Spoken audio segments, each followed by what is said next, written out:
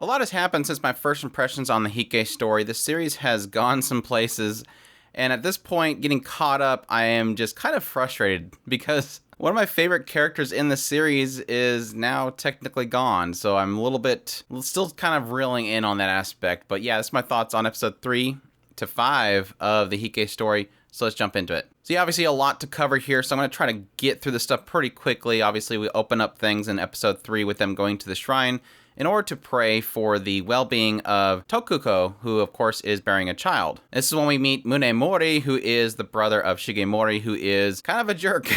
Kind of somebody that you don't really want to trust, mainly in the idea that he's obviously jealous of Shigemori. He has a lot more favor of the emperor and to the stake of Heike in general. And we also learn more about Shigemori and how he got his name for himself, which is obviously during the Heiji and Hogan rebellions. Biba goes to meet Tokuko at the estate of the emperor. That's when we find out that apparently Sukimori has a thing for one of the attendants of Tokuko. And this is where we find out that, unfortunately for Tokuko, the emperor has his eyes on somebody else, or at least is trying to seek comfort in somebody else. And that's what she kind of says in order to comfort herself, is that she can't do everything in order to appease him.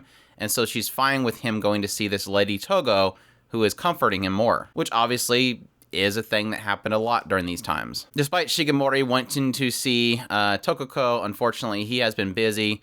We kind of find out that apparently a Lord Moritsune of the Fujiwara, who governs the Kaga province, has apparently messed up. He went to a mountain shrine and apparently fought with a bunch of monks because they refused him to see their bath. And so he burnt down the temple, which this basically caused all the monks to rise up and come to the palace to try to retaliate. And so Shigemori had to bring together an entire army in order to fight them off, pressing very hard on the idea that they are not to damage the divine vessels that they carry or bring death upon them.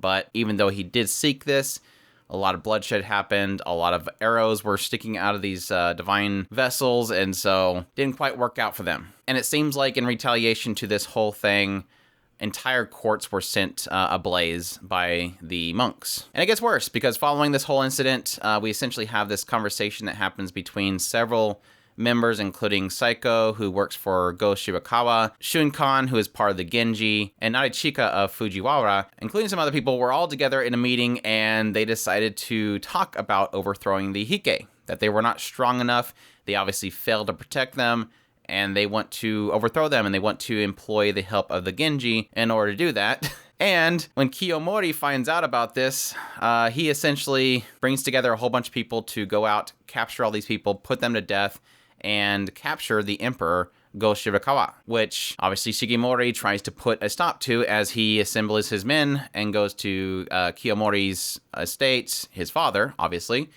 and tells him, look, I have army outside. He's like, oh, cool, let's do this. And he's like, no, they're here for you. If you want to leave here alive, you got to take my head.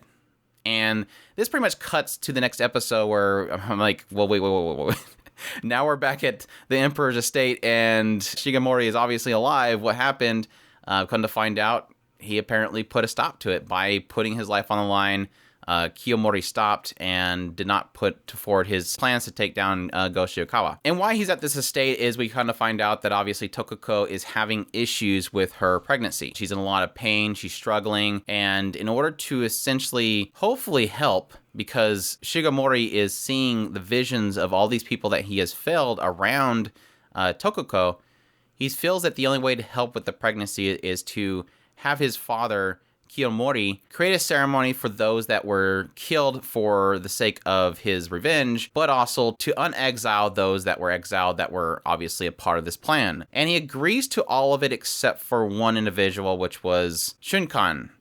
And he says that he thinks that because he was a prime part of it, or he was in his estate, or I believe the other thing he mentioned was that because Shunkan, of all the other guys that were exiled, was not creating these notes of repentance that they were sending out into the sea, that he chose to leave him on the island alone and let the other ones go. But in their eyes, this whole thing worked because the pregnancy went through. She had the child and she made it through as well, so everybody's happy in the end, especially Kiyomori, because Kiyomori now has a grandson that is now pretty much the heir to be the next emperor. But for some reason, Shigemori is not allowed to be happy. Shigemori is not allowed to be happy after the birth of basically his nephew, as we kind of find out that Moriko has unfortunately passed away. And for those who don't remember who Moriko is the little sister of Shigemori. This is the one that was actually sent off to marry at the age of 9, but unfortunately her husband had passed away, and she basically took all the assets of the Fujiwara. And as they're kind of mourning her death, Tokiko is upset because she died alone during this entire storm that happened, these tornadoes and stuff. She died alone, and she could have been with somebody else. Shigemori was talking about how she was lonely, and Tokiko's like, well, then why didn't anybody find somebody else for her? Everybody was so focused on claiming what assets she took from the Fujiwara, they weren't allowing her to find happiness again.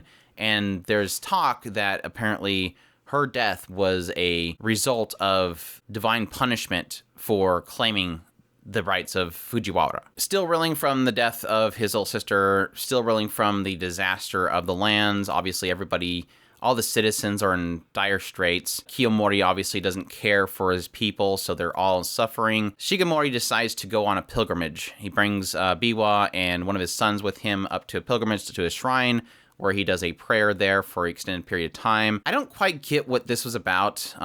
Maybe this is something that may be explained later, but essentially Biwa and the son both notice that a blue flame leaps from Shigemori's back. And it's not quite clear if this is like some sort of burden that's lifted from him, or if this is some sort of protection that's lifted from him, because right when he returns back to home, or they return back from their pilgrimage, essentially Shigemori falls ill, and he's obviously at his deathbed. Everybody's really fearing for his future.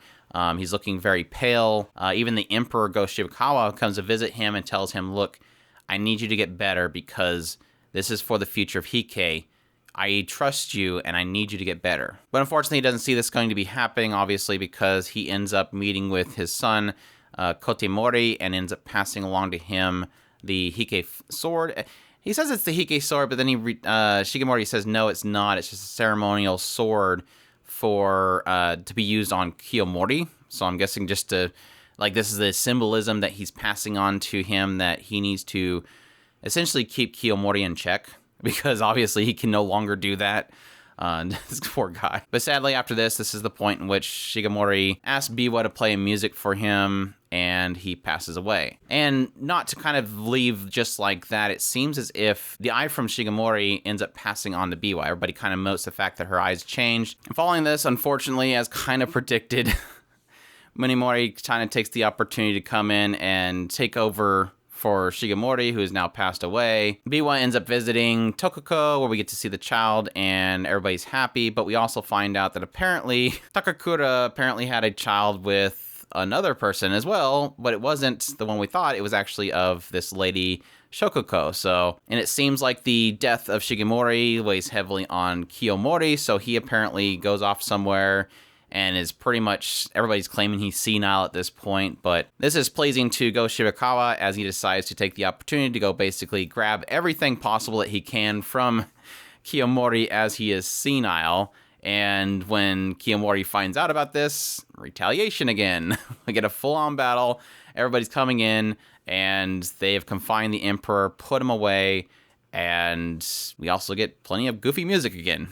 And this back and forth continues as we kind of find out this Prince Mochihito is apparently being asked by his people to rise up and be strong, that they need him as a leader, and so he decides to try something, and then again gets taken down by Kiyomori and his people again. And this back and forth kind of continues, and we finally get this last scene where Biwa goes to meet Tokiko and find out that she is a little bit depressed. Kind of find out apparently the Emperor Takakura is visiting the other son more than her son, so seems to be tied in somehow with obviously what's been going on with Tokiko's father, Kiyomori, and what he's been doing, and obviously maybe him seeing her as the daughter and the family that is essentially bringing him great pain. And this kind of ties in with Biwa a little bit as she's trying to figure out what forgiveness is, where Tokiko is obviously trying to forgive others for all this back and forth and the stress that it causes and the damages that it causes with relationships and trying to bring people together. Biwa is trying to see that as well in herself, and also in both Shigemori's passing and her own father's passing. Did they seek forgiveness? Did Shigemori seek forgiveness? Did her father seek forgiveness? Did she seek forgiveness? And that's pretty much where we leave it. Like I said, a lot to go through with these last few episodes, and I think I gathered all of it. If anybody in the comments, if I missed something or if I got something wrong, let me know. As usual, it's very difficult to kind of cover this show just because there's so many names involved with this series and so many different formalities and how they redress each other. It's hard to really keep track of what's going on, as well as different kind of groups, clans, families, and all that kind of stuff, really kind of tying things in. I will admit, I still love Biwa's story. It kind of feels weird because it feels like Biwa should be a lot older at this point because it seems like a lot of time has been passing. I mean, obviously, we had the entire pregnancy and birth of a child. Children are growing up, and yet Biwa always seems to be the same age. Maybe she's the Bart Simpson of this series, but it is kind of a struggle following it because I love Biwa's story. I love a lot of stories like Shigemori. I'm really mad that Shigemori's gone at this point because what I found is the moment that Shigemori was passed away, my interest in the politics of things has been waning a little bit. I've never liked Kiyomori. And Kiyomori just kind of seems to keep causing issues. And over here, Go Shirakawa is causing problems. And so both of them, these two brothers, two brothers are like constantly at each other's throats. And not having Shigemori as being essentially the peacekeeper between the two of them, which was definitely the interesting part of the first 3 episodes, him being gone now, all I have is this back and forth between these two. And I almost feel like a lot of the interesting aspects involved with Shigemori holding the fort down was my fascination with the story. And now that he's gone, it's just them two spatting at each other.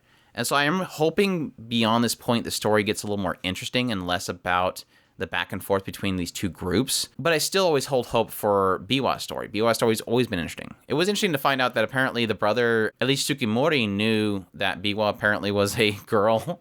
She's, I guess, shocked by the fact that he realizes this. Additionally, I do like Tokoko. Tokoko has definitely always been a very interesting character, along with her little sister that's unfortunately gone at this point. Their stories have always been interesting too because they're technically the bridal glue between different clans that are obviously pawns used by marital status to pretty much pull groups together and gain power. Unfortunate to see, obviously, that she's been thrown this wayside due to other interests that the Emperor has, but still interesting nonetheless. Really solid 3 episodes. Like I said, I think it was just really the 5th episode without Shigemori there. It kind of wanes a little bit, so I'm hoping that 6 kind of picks things back up, but we'll have to wait and see. But that was my impressions on episode 3 to 5. Hope you guys enjoyed them. If you did, leave a like down below, comment, let me know what you thought of the episodes. Subscribe if you haven't already. Share this video if you can. Support us on Patreon if you can. We definitely appreciate everybody that does. And there's also a tips button in the description where you can support us directly. I thank you all for watching, and y'all take care.